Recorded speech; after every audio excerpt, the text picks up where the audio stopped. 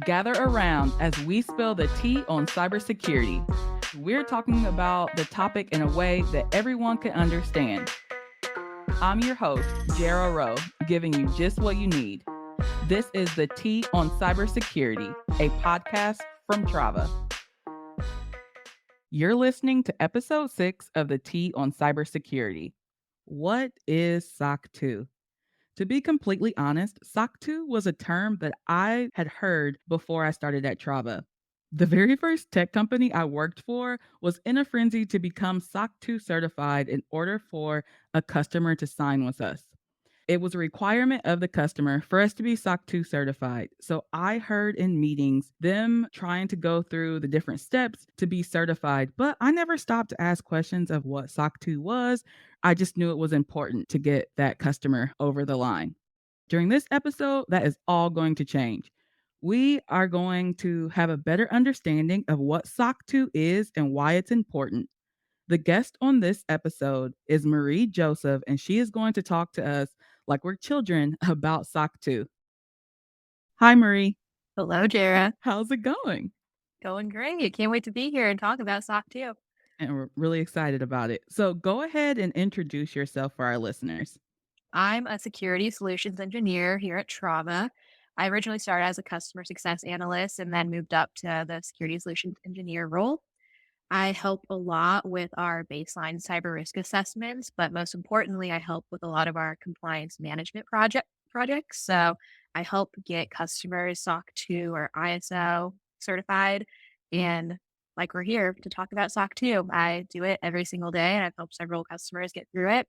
My background's in cybersecurity risk management, where I got a master's degree in that at Mhm. Indiana University. So all the different realms of cyber. I'm excited. You're the girl for me for this episode for sure. So before we jump straight into SOC 2, in your words, why do you think people find cybersecurity so intimidating? I think the main reason is a lot of the times when I tell people what I do, I say cybersecurity and people have absolutely no idea what that means.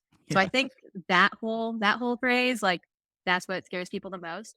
But then the people that do know what cybersecurity is after they get a better understanding too, you often hear people say, this is what keeps me up at night. They worry that if they have some sort of security risk at their company, like they could lose everything. Mm, It can be so damaging with money wise or just reputation wise that if you were to have some security breach, that is pretty intimidating. And the whole cybercrime aspect is a little scary. it is very scary and can ruin organizations for sure. Yep. So, sock. It's not like socks we put on our feet.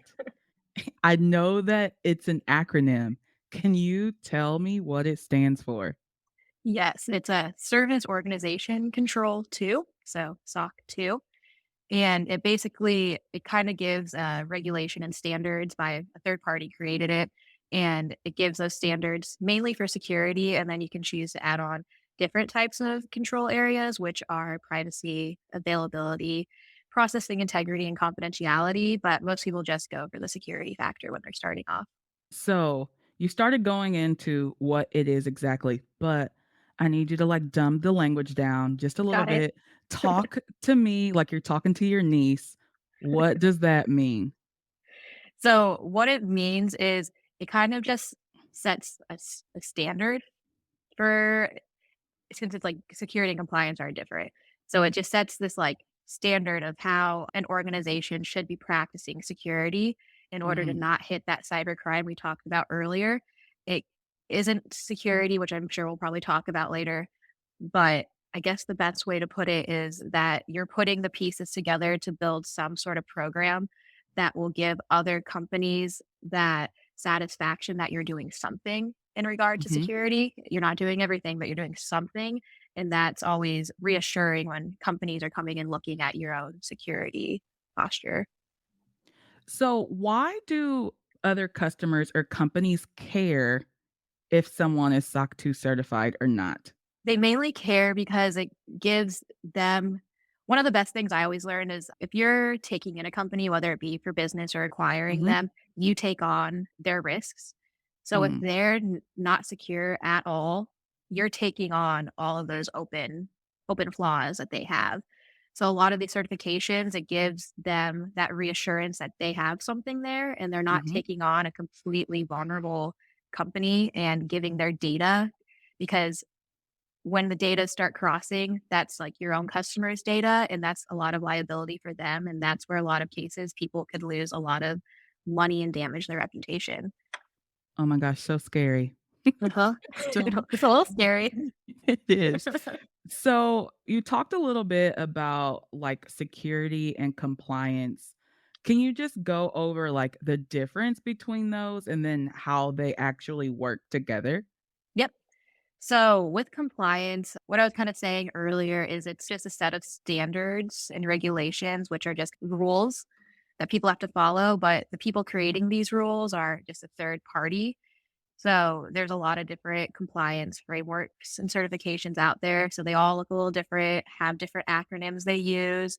But it basically just sets some sort of standard, and a lot of different ones are accepted for different reasons, depending on who you're talking to. Mhm. Um, can't think of a better way to say it, but in some cases that includes security within those frameworks. Okay. But it's like important to know that compliance is not security, but they do intertwine in a way.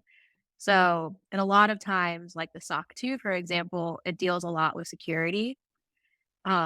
The control you have to put in place are the security controls. And I know I mentioned like several other areas. There's 4 other areas you could add to, Mhm. but this one just starts like your operations and your mechanisms, different ways, like whether it be technology or the way like your procedures and how you operate Mhm. are kind of focused on security. Okay. Can you give some examples of like those security controls? Yes. So some examples would be one big one that like I feel like everyone kind of knows is Mhm. like an antivirus software. Okay. So it's evaluating those different companies and which one's going to be the best fit for your company and putting in that type of control, like technology control. And Mhm. then another thing that's like very important that you probably hear a lot are backups. So it's making sure you're routinely backing up all your data so you're not losing any of your customers' data. Because as a Yeah. customer yourself, if you were to log into a software and they lost all the work you've done in that software, that would be pretty alarming, and that company could lose a lot of money for doing that. Oh, yeah, that again sounds terrifying. Definitely don't want that. Nope. Um, so you've mentioned some other compliance like ISO Mhm. and a bunch of numbers at the end. What can you just name some of the other compliance, Yep. I guess, platforms or The what's the right frameworks. term? Framework, Frameworks. Yep. compliance frameworks. Yes. Frameworks are the best way to put it. That's what the typical term you hear. So besides SOC 2, you often hear about ISO 27001. Mhm, And recently there was a ISO 27002 that was released this year, like about a month ago. mhm, And that one is also just a security framework. It's really focused on security. okay, Um, then there's other frameworks that with compliance that are privacy related that you often will hear a lot. GDPR is probably one of the bigger ones. That's a European privacy framework. So that's making sure that the data is being kept private and with a whole bunch of different options to have your data expunged. okay, Um, and then there's also CCPA, which is a California privacy one. And you will often hear a lot of states in the US currently putting in their own privacy frameworks too. So interesting. there are different states right now, I believe like Colorado, Virginia. There's a few others that are looking at it too, but California is the bigger one. But a lot of states are doing it separately. So it's leaves that big open question at what point is it going to be something federally regulated? Interesting. Wow. So, outside of, like, the different state regulated ones, what's the biggest difference between, like, SOC 2 and one of the ISO ones? Like, Yep. which one should a company choose when or, like, why? Is one better than the other? How does Mhm. that work? It's going to really depend. You pick it based on kind of what your prospects are asking for. Mhm. SOC 2, which the easiest way to look at it is really it's North American based. Okay. while ISO is international based. So if you're going to be just focusing on North American clients, then SOC 2 is the perfect way to go. It's the perfect way to start. But if you know you're going to eventually expand over to Europe and then anywhere else internationally, ISO is pretty common. All right. So SOC 2, North American based, ISO is international. Yep. Got it. So another thing I know with SOC 2 is that there are different types. What are the different types and what's the difference between those 2? Yes. So there's a type 1 and a type 2. The best way to look at a type 1 is it's putting all those controls and mechanisms I talked about earlier. It's just a Mhm. screenshot in time. So it's like you just take a screenshot of your whole system and that's all the auditors are going to look at. And then there's a type 2 where they instead of looking at just the screenshot, they look at it in 3 months to a 12-month interval. And that way it's actually being tested and making sure those controls actually work. So that type 1 is just looking at the snapshot point in time. It's everything kind of frozen in place, and then it's like you press play for the type 2 and then test each month separately and take different, tests out of every month. Got it. All right. Okay. That makes So sense. it does make sense. So type 1 is like a screenshot of time. Yep, Type 2 is like a little longer of that time frame. yep. It's like you press pause in a movie, and I'm gonna press pause and look at what your security looks like right now. Nothing's gonna be working, but everything's just frozen, and then I Mhm. press play, and then it's all going, and you watch it for 3 to 12 months. Perfect analogy. I greatly appreciate that for sure. So I feel like you've talked about this a little bit, but just to like reiterate to make sure it's clear, when should a company think about SOC 2 or another compliance? Start thinking about it right now if you haven't been thinking about it yet, in my opinion. There's something we call, sort of like you can do a certification readiness, Mhm. and you can just constantly be ready to be SOC 2 or whatever certification you want. Just be ready for it because a lot of the times you'll have a big prospect come in and ask you, "Where's your certification for this?" And in some cases, there's people that say, "We haven't even been thinking about it," and that looks bad typically. So, but if you were to say you have readiness for SOC 2 or ISO, Mhm.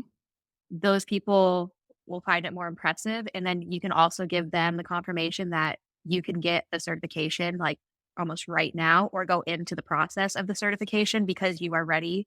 So the sooner you start in implementing the controls, the better.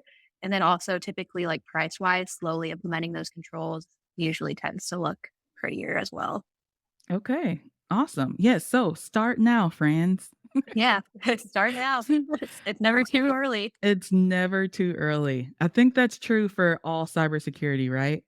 One of my final questions is there an end to compliance? Like, do you ever reach or cap out at a compliance framework? Or is this something that's like always changing, evolving? Like it's something you always have to work towards? Oh, yeah, it's always changing in a way. It's not always like it's not changing exactly, but Mhm. it has to be continuous. There's this thing called continuous monitoring. So once you get that certification, you can have your little party, be so excited that you passed and got that expensive paper. But then after that, you have to renew it. And typically Mm, certifications have about a year to 3 years renewal cycle. So the auditors will come in from time to time to check before you renew. So it never really ends. The standards might change, but like not too much. They might change some names of the controls or say you need to do a little more for this next one if the third party for the compliance framework decides to change it, but it really never ends. yeah, never ends. Well, there you Yeah. go. There you have it. All Yeah. right, Marie, it's been great. I definitely feel like I understand SOC 2 and our other compliance frameworks a little more. Look, I already got that term right, frameworks. So Love I'm it. moving on up. Is there anything else you would like to share with our listeners about SOC 2 or cybersecurity in general? Yeah, it's typical like in all ways of security and like in life. Like if you want to be better and more secure, like you might as well just start now because the little pieces you do will add as you climb up that ladder. Now that we've spilled the tea on SOC 2, it's time to go over the receipts. One of the big takeaways I have is that compliance and security are different, but compliance is just a set of rules of how you should be practicing security. SOC 2 is important for companies to have because when you start working with other people, their companies, all of the data and everything intertwine, and then your risks become their risks. And you want to make sure that everything is lined up and that everyone is secure from all sides. The biggest difference between our common compliance frameworks, which are SOC 2 and ISO is international based and SOC 2 is North American based. So if your clients are typically more in the realm of the States, it's probably okay for you just to go ahead and become SOC 2 certified. So on our next episode, Trava's CEO and co founder, Jim Goldman, will be joining me again to talk about 2023 cybersecurity predictions. Thanks for tuning in to the Tea on Cybersecurity. If you like what you listen to, I would be greatly appreciative if you could leave me a review. If you need anything else from me, head on over to Trava Security. Follow wherever you get your podcasts.